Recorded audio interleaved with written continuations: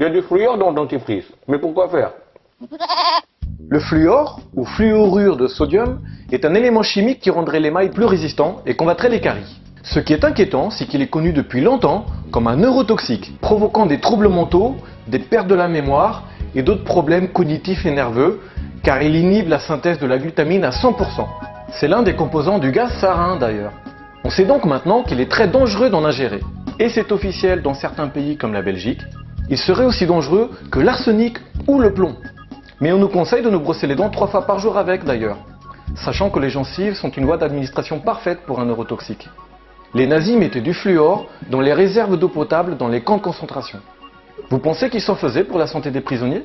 Le chimiste Charles Perkins a démontré que des doses répétées de fluor, en quantité même très minime, agiraient comme certains narcotiques en forçant à la soumission, une sorte de lobotomie légère.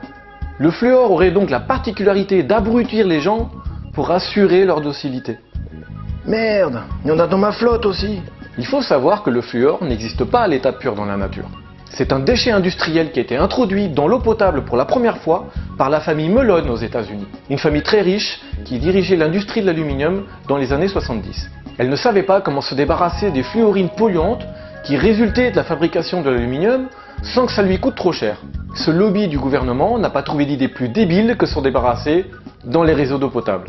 On pourrait imaginer que ça intéresserait aussi le gouvernement pour avoir un contrôle sur l'humain, mais soyons pas trop paranoïaques.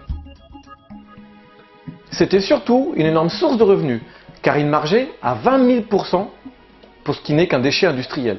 Le docteur en biochimie Hardy Lineback, chef du département de dentisterie préventive à l'Université de Toronto, détenteur aussi d'une maîtrise de sciences, déclara que les enfants de moins de 3 ans ne devraient jamais utiliser du dentifrice contenant du fluor, ni boire de l'eau fluorée, en bouteille ou du robinet, car l'eau du robinet contient très souvent aussi du fluor.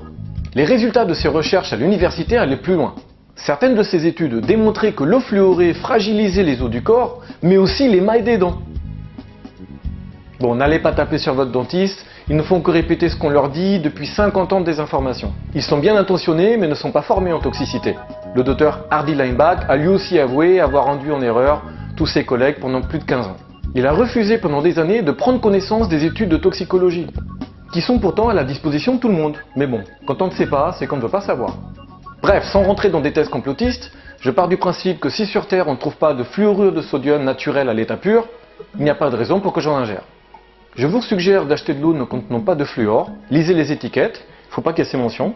Pour sa présence dans le dentifrice, il est possible, je dis bien possible, que le fluor combatte les caries. Mais il est aussi possible de se brosser les dents avec un dentifrice naturel et inoffensif. Vous les trouverez en magasin bio ou boutique diététique. Merci d'avoir regardé cette vidéo. Si vous l'avez aimée ou pas, dites-le avec un pouce vert ou un pouce rouge. Si vous pensez qu'elle mérite d'être partagée, partagez-la. Et si vous voulez être au courant de mes prochaines vidéos, abonnez-vous. À bientôt!